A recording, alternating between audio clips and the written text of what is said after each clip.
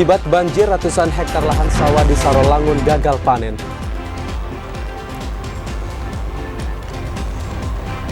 Vonis hakim lebih rendah, JPU Kejati Jambi ajukan banding kasus medium turnout Bank 9 Jambi. Polemik P3K di Kabupaten Kerinci, BKN Regional 7 Palembang lakukan pemeriksaan tim seleksi daerah.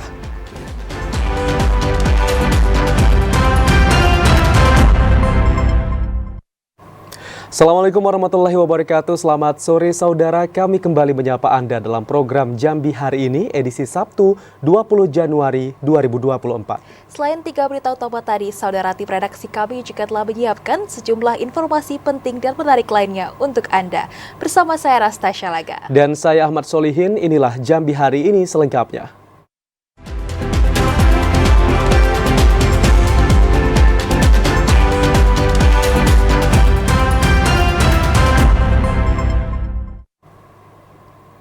Saudara, ratusan hektar sawah di Kabupaten Sarolangun gagal panen akibat banjir. Sawah yang terendam banjir itu terjadi di 6 kecamatan. Banjir yang melanda wilayah Kabupaten Sarolangun sejak 11 Januari lalu tak hanya mengganggu aktivitas warga, namun juga berdampak terhadap sektor pertanian. Akibat banjir, ratusan hektar lahan sawah milik kelompok tani dan masyarakat gagal panen. Penjabat Bupati Sarolangun, Bahril Bakri, mengatakan, ratusan hektar lahan sawah yang terdampak banjir berada di 6 kecamatan, yakni Limun, Cerminan Gedang, Batang Asai, Pelawan, Sarolangun, dan Batin 8. Dari 6 kecamatan, Kecamatan Pelawan, Sarolangun, dan Batin 8 merupakan wilayah terluas yang terdampak banjir, mencapai 250 hektar lebih. Ada yang lagi mau nanam benihnya, lagi pembenihan sekarang. Sudah siap mau ditanam, tapi ya kondisi ternyata ada banjir, tidak bisa nanam. Bahril Bakri menambahkan, Pemkab Sarolangun telah menugaskan seluruh tenaga penyuluh pertanian lapangan atau PPL untuk melakukan pendataan dan pemetaan lahan sawah yang terdampak banjir.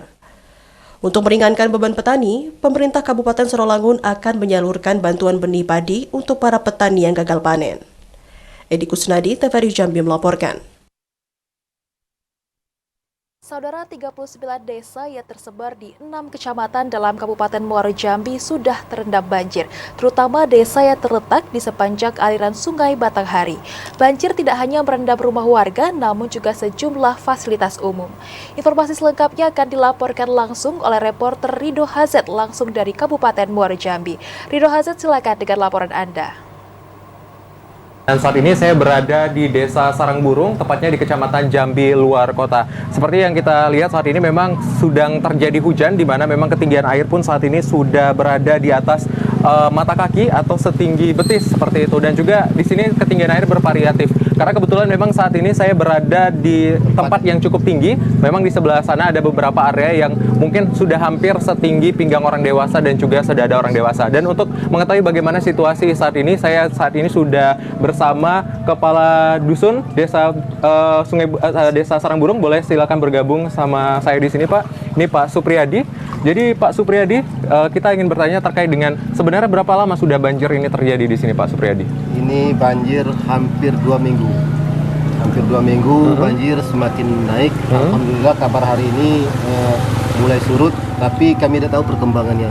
Melihat situasi sekarang, terkadang hujan, tergantung dengan situasi yang di daerah hulu. Kalau daerah hulu semakin naik, sepertinya di daerah kami juga semakin naik. Seperti itu gambarnya. Baik, berarti saat ini situasi banjirnya sudah lebih surun seperti itu ya, Pak, ya, dibandingkan sebelumnya. Iya. Baik. Kalau untuk sejauh ini sendiri, Pak, tempat atau RT yang sudah terdampak di sini berapa banyak RT yang sudah terendam banjir atau kartu keluarga yang terdampak, Pak? Di desa kami, Desa Sarangburung, RT kami berjumlah 14 RT terdiri dari 3 dusun. Dan sekarang adalah dusun 2. Saya sebagai kadus dusun 2, atas nama Supriyadi. Di sini terletak dusun Lembak namanya. Karena dusunnya dusun Lembak, RT yang cukup parah itu adalah RT 6 dan RT 10 seperti yang kita tempati sekarang. Hampir semua RT mengalami kebanjiran. Ada rumah warga yang sudah terendam banjir, ada juga yang masih tinggi. Baik, kalau sejauh ini sudah adakah tidak bantuan yang diberikan oleh pemerintah atau stakeholder terkait banjir yang saat ini menjadi tanda Kami melanda? sekarang dalam pendataan untuk merencanakan beberapa rumah warga, kemudian dampak-dampak dari banjir seperti putusnya pencarian warga, seperti pertanian, perkebunan dan lain sebagainya, kami data semua. Dan untuk pendataan inilah nanti kami berharap akan dapat bantuan dari atas sana, dan inilah yang nanti akan kami berikan kepada pihak-pihak terkait. Dan apakah sejauh ini juga sudah ada timbul keluhan kesehatan di masyarakat ataupun juga dampak kesehatan yang timbul dari banjir ini, Pak? Iya. Sejauh ini kami sudah bekerja sama dengan pihak Puskesmas Penyengat Ola, dan alhamdulillah mereka sangat antusias membantu kami dan mendirikan posko. Sudah hampir selama banjir ini posko sudah berdiri buka dari jam 9 sampai jam 12. Rata-rata masyarakat mengalami gatal-gatal seperti flu, pilek, dan demam dan lain sebagainya. Itu. Saat ini sedang berfluktuasi seperti itu, saudara, karena memang saat ini diprediksi kalau dari tadi yang disampaikan oleh Pak Supriyadi, memang saat ini sedang menurun, tapi kemungkinan akan ada terjadinya banjir yang bisa lebih besar daripada situasi saat ini. Dan memang masyarakat diimbau untuk tetap menjaga kesehatan dan juga tetap menjaga kesegaran fisik, apalagi memang situasi banjir yang ada saat ini sangat-sangat cukup memprihatinkan dan juga berbahaya untuk kesehatan dan juga aktivitas lainnya. Demikian yang dapat kami laporkan dari Desa Sarangburung, Kabupaten Muara Jambi, Provinsi Jambi. Kembali ke studio. Hazet Akbar melaporkan dari Desa Sarangburung, Kabupaten Muara Jambi. Terima kasih atas laporan Anda. Kita beralih ke informasi selanjutnya. Korban banjir di Desa Penyengat Ola, Kecamatan Jambi Luar Kota, kesulitan untuk mendapatkan air bersih. PDAM yang biasanya memenuhi kebutuhan air untuk warga, saat ini tidak dapat mengaliri air ke rumah warga. Korban banjir di Desa Penyengat Ola, Kecamatan Jambi Luar Kota, Kabupaten Muara Jambi membutuhkan air bersih. PDAM yang biasanya memenuhi kebutuhan air untuk warga saat ini tidak dapat mengaliri air ke rumah warga. Hal itu terjadi karena kerusakan pada pipa PDAM Tirtamayang, Kota Jambi. Warga berharap kerusakan pipa PDAM dapat segera diperbaiki, sehingga pendistribusian air bersih dapat kembali normal. Air nak masak payah juga kan, perlu air bersih, nak minum. Kalau mandi itu air ini bisa lah kan. Kita untuk minum, untuk masak, untuk tanah kan, segala guna lah air bersih ini. Krisis air bersih telah dialami warga sejak 1 pekan lalu.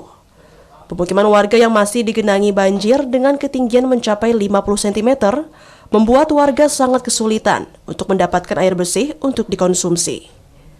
Azam Afnan, TVRI Jambi melaporkan. Saudara, banjir bandang yang melanda Kecamatan Berbak, Kabupaten Tanjung Jabung Timur membuat sebagian sumur warga terendam banjir. Kondisi itu membuat warga kesulitan untuk mendapatkan air bersih. Sebagian warga di Kecamatan Berbak, Kabupaten Tanjung Jabung Timur mengalami krisis air bersih setelah pemukiman mereka diterjang banjir bandang. Salah seorang warga, Maulana, mengatakan, sejak beberapa hari lalu, banjir yang terjadi di seluruh desa dan kelurahan di Kecamatan Berbak semakin mengkhawatirkan. Tak hanya menggenangi rumah warga, banjir juga merendam sebagian besar sumur warga. Sejak terendam banjir, kondisi air sumur sudah tak jernih, keruh dan berbau. Akibat tidak memiliki sumber air bersih, sebagian warga memilih membeli air isi ulang dengan harga Rp6.000 per galon. Air galon. Air galon. Beli itu. Oh, beli. Iya, beli. Sumur tak bisa pakai lagi, Pak? Ya? Nggak bisa lah sumur. Air galon. Kalau kita beli berapa, Pak? 1 galonnya yang pakai RO itu 6.000. 6.000 naik atau enggak, Pak? Enggak. Semenjak banjir. Alhamdulillah enggak. Dalam 1 hari berapa kali pemakaian? Kalau seperti kami 1 galon, Pak. Berdasarkan data sementara BPBD Kabupaten Tanjung Jabung Timur, 1.520 rumah terdampak banjir. Banjir terjadi di 2 kecamatan yakni Berbak dan Rantau Rasau, yang merendam 12 desa dan 2 kelurahan. Meski pihak kecamatan telah mendirikan tenda darurat, namun sebagian warga lebih memilih tetap bertahan di rumahnya masing-masing. Klifa Patria, TVRI Jambi melaporkan. Sementara itu, sebagian warga yang terdampak banjir di Kabupaten Tebo mulai diserang penyakit. Selain demam dan batuk, sebagian warga juga mengeluhkan penyakit kulit. Hampir 2 pekan banjir menggenangi sebagian wilayah di Kabupaten Tebo. Meski mulai berangsur surut, namun banjir masih menyisakan duka bagi sebagian warga yang terdampak banjir. Salah satunya penyakit pasca banjir. Kepala Dinas Kesehatan Kabupaten Tebo, Riana Elizabeth, mengatakan, Pihaknya banyak menerima keluhan penyakit pasca banjir dari sebagian warga yang terdampak. Dari hasil pemeriksaan kesehatan terhadap 9.646 warga yang terdampak banjir, selain demam dan batuk, sebagian besar warga juga menderita penyakit kulit. Posko yang kita didirikan di titik-titik banjir itu masih banyak dikunjungi oleh warga. Kita punya 43 posko yang tersebar di 10 kecamatan dan kemudian setiap harinya ada nakes yang standby di posko tersebut untuk memberikan layanan kesehatan. Riana Elizabeth memastikan pasokan obat di puskesmas dan posko kesehatan aman dan mencukupi. Untuk menanggulangi penyakit dampak banjir, Dinas Kesehatan Kabupaten Tebo rutin melakukan pemeriksaan kesehatan terhadap korban banjir, baik di posko kesehatan maupun datang langsung ke rumah warga. Intizam, TVRI Jambi melaporkan. Saudara, dampak bencana banjir mulai dirasakan masyarakat. Berdasarkan catatan Puskesmas Penyengat Olak, mayoritas masyarakat yang datang ke fasilitas kesehatan mengeluhkan penyakit kulit. Bencana banjir yang tak kunjung surut sejak 2 pekan terakhir membuat warga terpaksa beraktivitas di tengah genangan air luapan Sungai Batanghari. Banjir yang menggenangi pemukiman membuat sebagian warga mulai terserang sejumlah penyakit, salah satunya penyakit kulit. Kepala Puskesmas Penyengat Olak, Adnan, mengatakan, dalam satu hari sekitar 50 warga melakukan pemeriksaan di fasilitas kesehatan. Mayoritas warga yang terdampak penyakit pasca banjir yakni anak-anak. Dari tanggal 5 Januari sampai hari ini, itu kalau untuk anak-anak kebanyakan dia penyakit gatal-gatal, kemudian sakit mata dan telinga. Di tengah genangan banjir, masyarakat diminta untuk menjaga imunitas tubuh agar selalu dalam keadaan sehat dan mewaspadai serangan berbagai penyakit pasca banjir, terutama penyakit kulit dan demam. Azam Afnan, TVRI Jambi melaporkan. Dinas Pemadam Kebakaran Kota Jambi mengimbau masyarakat agar memperhatikan aliran listrik di wilayah terdampak banjir. Imbauan itu dilakukan untuk mengantisipasi terjadinya kebakaran rumah akibat arus pendek listrik. Tingginya intensitas curah hujan di Kota Jambi sejak beberapa hari terakhir berdampak terhadap meluapnya debit air Sungai Batanghari.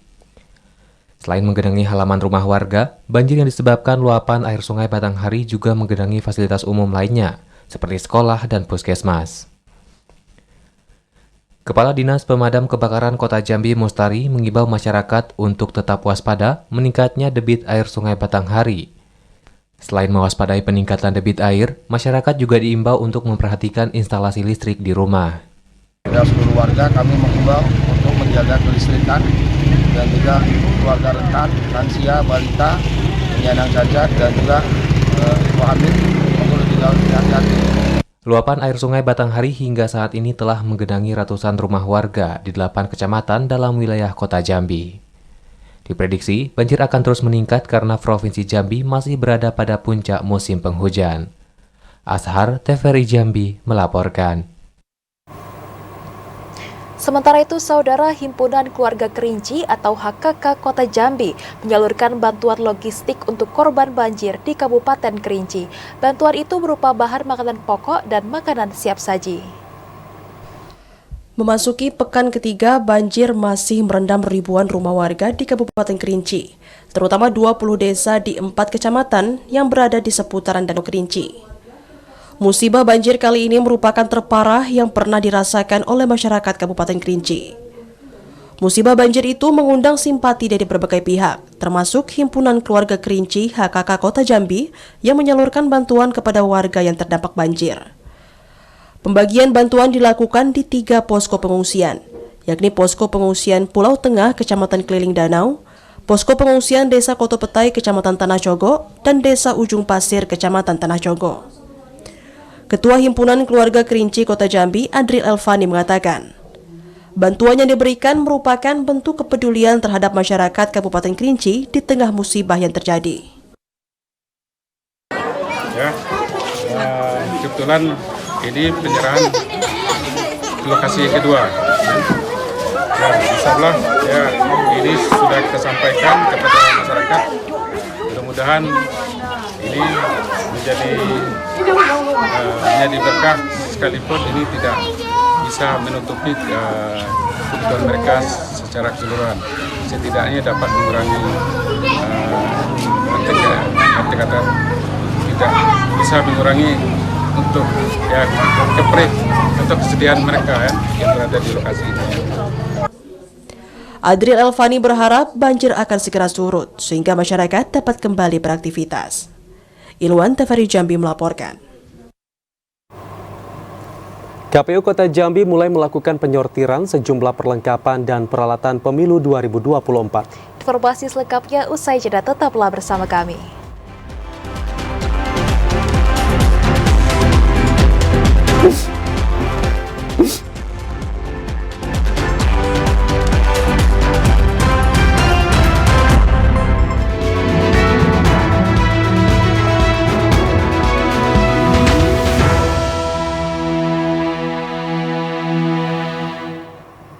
Terima kasih Anda masih bersama kami dan Anda bergabung dalam segmen menuju pemilu 2024.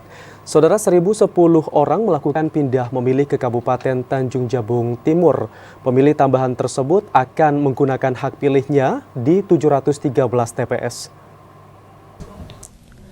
KPU Kabupaten Tanjung Jabung Timur telah melakukan pemutakhiran data daftar pemilih tambahan DPTB pemilu tahun 2024.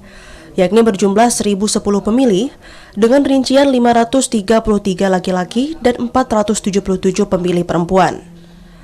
Jumlah itu merupakan angka DPTB untuk 9 kategori yang berakhir pada 15 Januari lalu. Komisioner KPU Kabupaten Tanjung Jabung Timur, Junianto, mengatakan, pemilih tambahan itu merupakan warga dari luar daerah yang akan menyalurkan hak suaranya di 713 TPS. Sementara pemilih yang pindah keluar dari Kabupaten Tanjung Jabung Timur mencapai 967 pemilih. Pada pemutakhiran DPTB, KPU telah memperpanjang pengajuan pindah memilih sebelum 7 hari jelang pemungutan suara pada 14 Februari 2024 dengan 4 ketentuan khusus, yakni pemilih yang sakit, menjadi tahanan, tertimpa bencana dan menjalankan tugas. Sesuai prosedur proses pindah memilih, warga diminta datang langsung ke KPU, PPK, dan PPS setempat. Bertambahnya DPTB 1.010 pemilih berdampak terhadap meningkatnya jumlah pemilih di Kabupaten Tanjung Jabung Timur menjadi 175.475 pemilih. Jumlah pemilih itu belum final, karena KPU Kabupaten Tanjung Jabung Timur masih akan mengadakan rakor DPTB terakhir pada 6 Februari mendatang. Kliva Patria, TVRI Jambi melaporkan. Saudara, KPU Provinsi Jambi mulai melakukan sortir dan hitung surat suara pemungutan suara ulang atau PSU Pemilu 2024. Sortir ini dilakukan untuk mengantisipasi kekurangan dan kerusakan surat suara agar segera dapat diajukan penggantian. Sesuai PKPU nomor 14 tahun 2023, pemilu serentak tahun 2024 memiliki 5 jenis surat suara. Terdiri dari surat suara Capres-Cawapres berwarna abu-abu, DPR RI berwarna kuning, DPD RI berwarna merah, DPRD Provinsi berwarna biru, dan DPRD Kabupaten Kota berwarna hijau. Anggota KPU Provinsi Jambi, Suparmin, mengatakan, saat ini seluruh surat suara telah rampung disortir lipat dan sedang dalam pengajuan penggantian kekurangan maupun kerusakan surat suara. Sembari menunggu kedatangan surat suara pengganti, KPU Provinsi Jambi mulai melakukan sortir dan hitung surat suara pemungutan suara ulang atau PSU. Upaya itu sebagai antisipasi lebih awal jika terjadi potensi PSU. Setiap daerah pemilihan disiapkan 1.000 surat suara yang memiliki kode PSU. Saat ini KPU Provinsi Jambi sudah memerintahkan KPU Kota Jambi karena memang lokasi gudang di sana, kita minta untuk melakukan sortir dan hitung ya. Kita untuk mengecek, sortir itu berarti mengecek kelayakan surat suara itu, apakah dia memenuhi syarat, rusak atau tidak, gambar segala macamnya, termasuk dengan jumlahnya. 4 jenis surat suara PSU berada di gudang 1 logistik Kota Jambi, yakni surat suara DPR RI, surat suara DPD RI, surat suara DPRD Provinsi, dan surat suara DPRD Kabupaten Kota. Sementara surat suara PSU Presiden dan Wakil Presiden telah berada di gudang logistik KPU Kabupaten Kota. Yogi Ramadhani, TVRI Jambi melaporkan. KPU Kota Jambi mulai menyortir peralatan dan perlengkapan pemilu seperti sampul, formulir, dan lainnya. Setelah disortir, KPU akan segera mengatur pengemasan logistik pemilu yang akan didistribusikan ke setiap TPS. Pada pelaksanaan pemilu, logistik menjadi salah satu aspek terpenting yang memegang peran krusial dalam menentukan suksesnya demokrasi. Logistik pemilu melibatkan berbagai elemen, mulai dari distribusi surat suara, peralatan pemilu, hingga perlengkapan untuk penghitungan suara. Untuk komponen terpenting yakni surat suara telah rampung sortir lipat, dan mulai dilakukan penyortiran peralatan dan perlengkapan pemilu seperti sampul, formulir, dan perlengkapan lainnya. Proses sortir kali ini melibatkan jajaran KPU Kota Jambi, PPK, dan PPS, serta diawasi secara langsung oleh Bawaslu Kota Jambi. Proses sortir tersebar di 4 titik lokasi, yakni di kantor KPU Kota Jambi, gudang logistik 1 dan gudang logistik 2 yang berada di kawasan X Arena MTQ, serta gudang logistik 3 di lapangan futsal reagen Kelurahan Payus Lincah, Kecamatan Palmerah. Ketua KPU Kota Jambi, Denny Rahmat, mengatakan, nantinya logistik pemilu seperti alat coblos, alat tulis kantor atau ATK, formulir C hasil dan salinannya akan diatur secara bergilir, kemudian dikemas bersama perlengkapan yang ada di dalam kotak suara. Kita mungkin bakal melibatkan lagi teman-teman ad hoc untuk melakukan kegiatan penyortiran plano, pengesetan surat suara dan sampul. Kita memiliki target kalau bisa sebelum pelantikan KPPS ya, sebelum dibentuk KPPS, seluruh kegiatan pengesetan itu sudah selesai. Usai mengatur pengemasan logistik pemilu, KPU Kota Jambi akan mendistribusikan logistik pemilu ke 1.903 TPS. Andri Wijaya, TVRI Jambi melaporkan. Sementara itu, Saudara, KPU Batanghari telah merampungkan seluruh logistik pemilu 2024. Saat ini, proses pemilahan logistik untuk setiap kecamatan telah dilakukan dan disimpan di dalam gudang sesuai kecamatan masing-masing. Berbagai persiapan terus dilakukan KPU Batanghari untuk menyukseskan penyelenggaraan pemilu tahun 2024. Saat ini, KPU Batanghari telah menyelesaikan kebutuhan logistik mulai dari kotak suara, bilik, hingga surat suara. Bahkan seluruh perlengkapan logistik pemilu telah dipilah sesuai jumlah kebutuhan di masing-masing kecamatan. Ketua KPU Batanghari Ahmad Halim mengatakan, seluruh logistik pemilu 2024 telah disimpan di dalam gudang dan dijaga ketat oleh pihak dari Polres Batanghari. Tak hanya itu, KPU Batanghari juga tengah menunggu pengiriman surat suara yang mengalami kekurangan pasca penyortiran. Ditargetkan, akhir Januari 2024 ini, surat suara pemilu telah dapat didistribusikan ke masing-masing kecamatan. Ketika surat suara datang, kita simpan semua di kantor. Kita semua simpan di kantor, kita langsung proses terlipat. Setelah itu, kita minta pengawalan dari Bawaslu dan kepolisian untuk kita simpan ke gudang logistik. Untuk mempercepat kebutuhan kekurangan surat suara, KPU Batanghari berencana akan berkoordinasi dengan pihak ketiga penyedia cetak surat suara agar proses pengiriman segera dilakukan. Ade Juniawan, TVRI Jambi melaporkan. Kejati Jambi mengingatkan seluruh petugas KPU untuk memperhatikan wilayah banjir saat pendistribusian logistik. Selain untuk memastikan keamanan logistik, pemetaan wilayah banjir juga dilakukan untuk mempermudah masyarakat menyalurkan hak suaranya di TPS. Jaksa memiliki peran yang strategis dalam menyukseskan penyelenggaraan pemilu, yakni sebagai sentra penegakan hukum terpadu atau Gakumdu. Di tengah banjir yang saat ini melanda sebagian besar wilayah Provinsi Jambi, Kejati Jambi mengingatkan petugas KPU untuk memastikan pendistribusian logistik pemilu dan lokasi TPS tetap aman dan lancar. Kasih Penkum Kejati Jambi, Leksi Fatarani mengatakan, untuk memastikan pemilu serentak tahun 2024 berjalan dengan lancar, petugas KPU harus melakukan pendataan daerah yang terdampak banjir dan potensi bencana alam lainnya. Selain untuk memastikan keamanan logistik tetap terjaga, pemetaan wilayah banjir juga dilakukan untuk mempermudah masyarakat menyalurkan hak suaranya di TPS. Hari ini PLT Kejati Jambi, Ibu Enen Saripanon telah mengikuti rapat persiapan pemilu serentak 2024 yang diselenggarakan oleh Jam Intel Bapak Reda Mantopani secara daring, di mana PLT menyampaikan bahwa hasil pemantauan posko pemilu Kejaksaan Tinggi Jambi terdapat 3 kabupaten yang masih dilanda musibah bencana alam, yaitu berupa banjir. Lexi Fatarani menambahkan, Kejati Jambi dan jajaran telah berkomitmen untuk menyukseskan penyelenggaraan pemilu serentak tahun 2024. Asyhar Teferi Jambi melaporkan. Saudara, KPU Provinsi Jambi hanya akan memfasilitasi iklan kampanye di radio untuk calon DPD RI pada 21 Januari hingga 10 Februari 2024. Sementara iklan kampanye Capres-Cawapres dan partai politik peserta pemilu difasilitasi langsung oleh KPU RI. KPU memfasilitasi peserta pemilu 2024 untuk membuat iklan kampanye di media pada saat masa kampanye telah dimulai, yakni 21 Januari hingga 10 Februari 2024. Berdasarkan keputusan KPU RI nomor 1621 tahun 2023 tentang pedoman teknis pelaksanaan kampanye pemilihan umum, jumlah iklan kampanye yang difasilitasi KPU diantaranya media cetak, media elektronik, dan media online.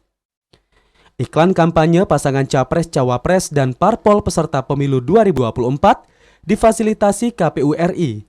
Sementara iklan kampanye untuk calon DPD RI Dapil Jambi difasilitasi KPU Provinsi Jambi. Anggota KPU Provinsi Jambi Edison mengatakan, berdasarkan aturan dari KPU RI, KPU Provinsi hanya memfasilitasi iklan kampanye calon DPD RI di radio yang memiliki jangkauan luas.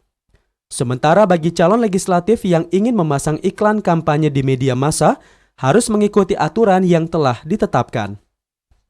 Bahwa iklan untuk kampanye pemilu yang difasilitasi oleh KPU Provinsi itu hanya untuk DPD dan difasilitasi melalui radio. KPU menentukan dan menetapkan jumlah penayangan dan ukuran atau durasi penayangan iklan kampanye pemilu dengan memperhatikan asas keadilan, keberimbangan, dan memperhatikan ketersediaan anggaran negara. Yogi Ramadhani, TVRI Jambi melaporkan.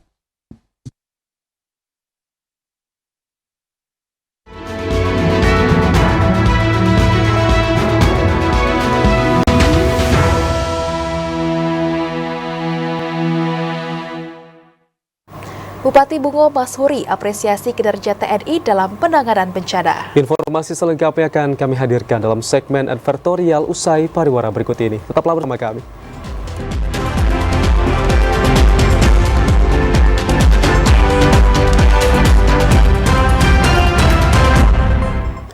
Anda bergabung bersama kami dalam segmen advertorial. Bupati Mashuri menyambut kunjungan kerja Pangdam II Sriwijaya. Mashuri mengapresiasi kinerja TNI dalam penanggulangan bencana banjir dan longsor di Kabupaten Bungo. Bupati Bungo Mashuri beserta Wakil Bupati Syafruddin Dwi Aprianto menerima kunjungan kerja dan silaturahmi Panglima Kodam Pangdam II Sriwijaya, Maijen TNI Yanuar Adil beserta rombongan. Dalam sambutannya, Mashuri mengapresiasi peran TNI dalam membantu Pemkab Bungo dalam menanggulangi bencana banjir dan longsor. Dalam penanggulangan bencana, TNI dan Polri menjadi garda terdepan untuk membantu masyarakat yang terdampak banjir dan longsor. Dapat kami sampaikan bahwa Kabupaten Bungo merupakan bagian dari Provinsi Jambi. Kami terletak di tengah-tengah, Jenderal. Sebelah barat kami berbatasan dengan Kerinci dan sebagian Sumatera Barat. Sebelah selatan kami berbatasan dengan sebagian Merangin dan Tepung. Pangdam II Sriwijaya Maijen TNI Yanuar Adil mengatakan, kunjungan kerjanya ke Kabupaten Bungo bertujuan untuk bersilaturahmi dengan jajaran Pemkab Bungo dan prajurit TNI Kodim 0416 Bute. Tak hanya itu, kehadiran Jenderal Bintang 2 ke Kabupaten Bungo juga untuk memastikan dan memantapkan kesiapan seluruh prajurit TNI Angkatan Darat dalam mengantisipasi bencana alam dan penyelenggaraan pemilu serentak tahun 2024. Saya ingin memastikan jajaran bawah saya untuk kegiatan dalam pengamanan pemilu, kesiapannya. Saya mau cek, ternyata sudah siap. Terus juga saya juga akan mengecek kesiapan satuan bawah saya tentang penanggulangan bencana. Maijen TNI Yanuar Adil mengimbau agar prajurit TNI Kodim 0416 Bute netral dalam penyelenggaraan pemilu serentak tahun 2024. Prajurit TNI yang tak menjaga netralitas pada pemilu akan dikenakan sanksi tegas sesuai peraturan. Mukriandi, TVRI Jambi melaporkan. Sementara itu, Saudara Bupati Tanjung Jabung Barat Anwar Sadat menghadiri pelantikan pengurus Dewan Pimpinan Cabang Asosiasi Pemerintah Desa Indonesia atau DPC Abdesi Tanjung Jabung Barat. Anwar Sadat mengingatkan organisasi Kades ini untuk selalu berpegang pada nilai-nilai kemanusiaan dalam menjalankan tugas. Abdesi merupakan organisasi para kepala dan perangkat desa seluruh Indonesia. Sebagai wadah dan komunikasi kepala dan perangkat desa, Abdesi memiliki peranan untuk menyatukan persepsi tentang pembangunan dan kemajuan desa. Hal itu dikatakan Bupati Tanjung Jabung Barat Ustadz Anwar Sadat usai melantik pengurus antar waktu DPC Abdesi Tanjung Jabung Barat periode 2023-2025. Sebagai pemimpin di desanya, kepala desa harus membuat kebijakan dan program yang berdasarkan pada kebaikan dan kemaslahatan masyarakat. Ketua DPC Abdesi Kabupaten Tanjung Jabung Barat Abdul Fattah mengatakan, Abdesi merupakan wadah bernaungnya bagi seluruh kepala desa dalam memperjuangkan anggaran dan tata kelola dalam pembangunan desa. Kepala desa memiliki tanggung jawab dalam mensejahterakan masyarakat. Program-program yang dijalankan juga harus selalu berpegang pada nilai-nilai kemanusiaan. Ketua DPD Abdesi Provinsi Jambi Samsul Fuad berharap DPC Abdesi Tanjung Jabung Barat mampu bersinergi dengan pemerintah daerah. Tanpa dukungan pemerintah, Abdesi tidak mampu menjalankan program dengan maksimal. Didi Haryadi, TVRI Jambi melaporkan. Saudara, selisih 2% dengan BPK, Dinas PUPR klarifikasi data LHP Jalan Mantap tahun 2023. Informasi selengkapnya sesaat lagi, tetaplah bersama kami.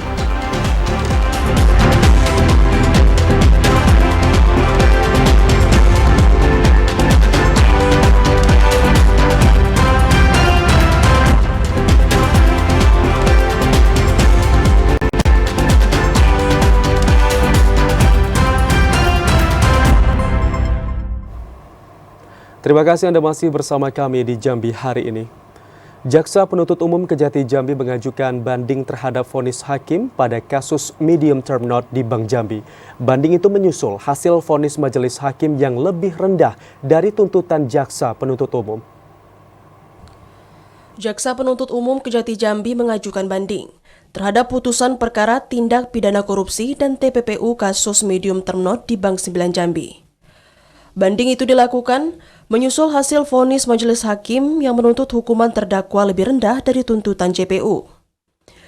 Kasih Penkum Kejati Jambi Leksi Fatarani membenarkan upaya banding yang dilakukan JPU terkait kasus medium term note.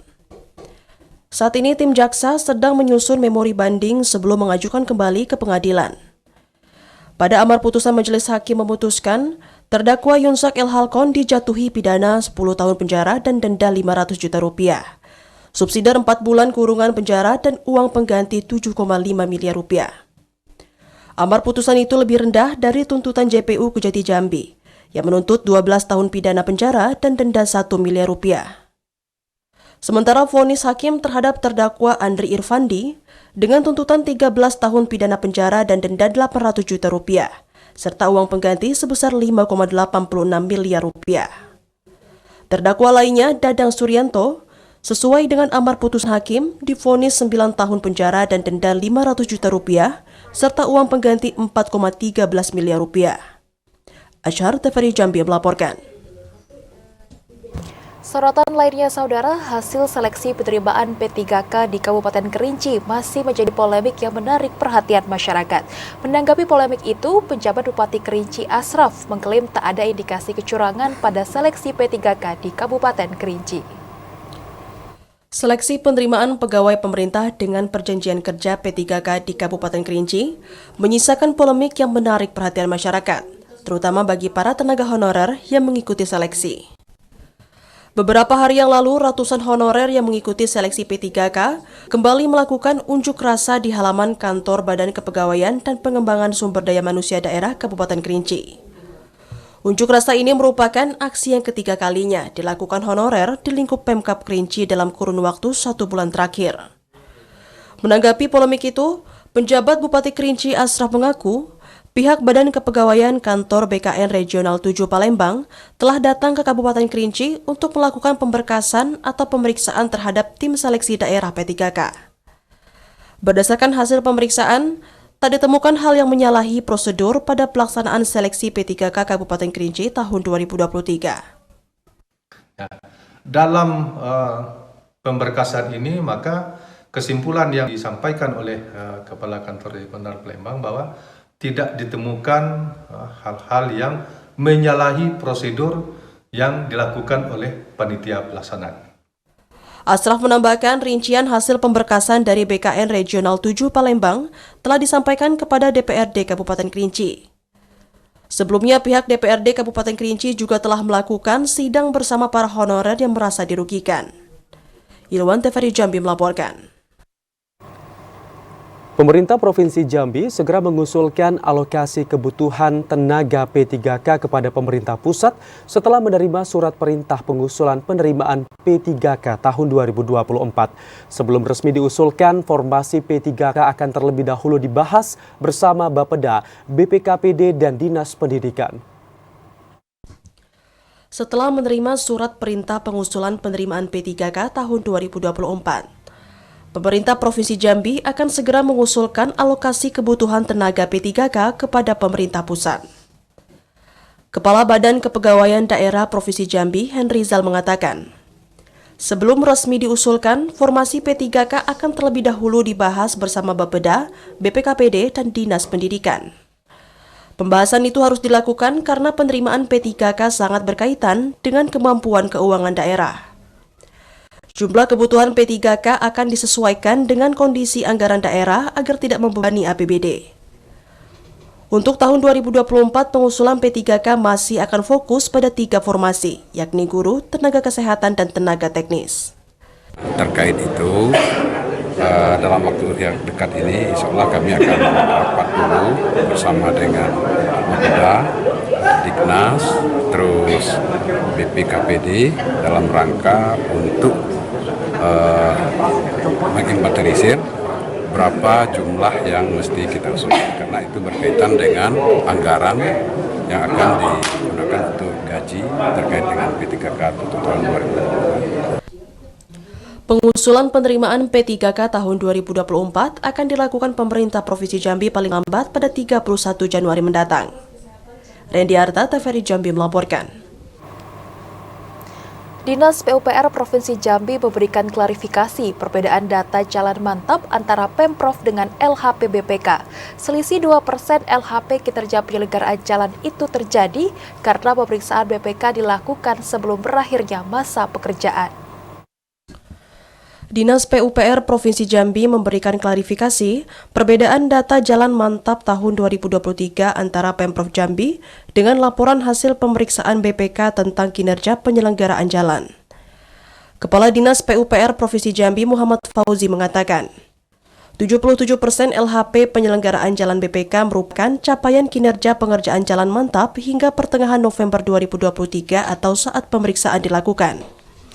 Sementara 79% data jalan mantap yang disampaikan Pemprov Jambi merupakan data keseluruhan realisasi pengerjaan jalan hingga akhir tahun 2023. Selisih 2% antara hasil pemeriksaan BPK dengan realisasi yang disampaikan Pemprov Jambi terjadi karena pemeriksaan BPK dilakukan sebelum masa berakhirnya pekerjaan.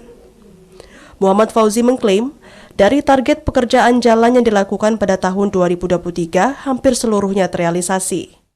Tercatat hanya ada 1 proyek pekerjaan yang tidak dapat diselesaikan, yakni pembangunan jembatan Kelok Sago di Kabupaten Kerinci.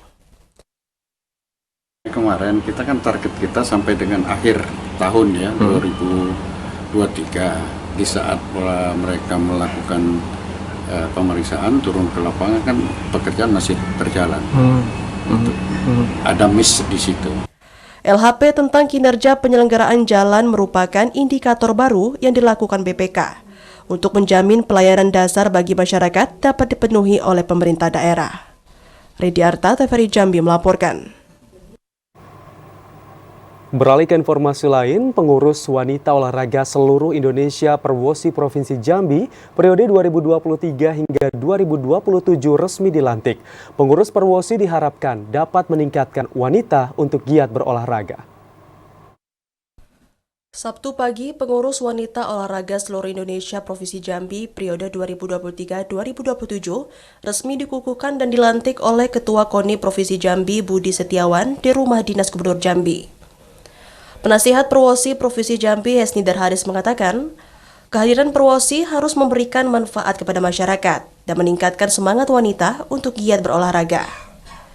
Dengan kepengurusan yang baru, Perwosi Jambi juga harus meningkatkan sinergitas dengan pemerintah maupun instansi terkait di Provinsi Jambi.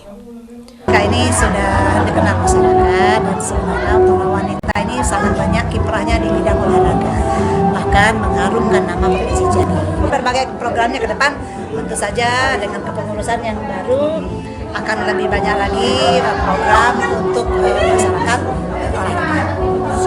Ketua Umum Perwosi Provinsi Jambi Fitriani Ulinda mengatakan, Perwosi memiliki peran untuk menumbuhkan kesadaran masyarakat untuk aktif berolahraga. Saat ini, olahraga bukan lagi gaya hidup, namun sudah menjadi kebutuhan hidup. Terima kasih. Hari ini kami dilantik kembali untuk menjadi Ketua Pengurus Persatuan Wanita Olahraga Seluruh Indonesia untuk Provinsi Jambi.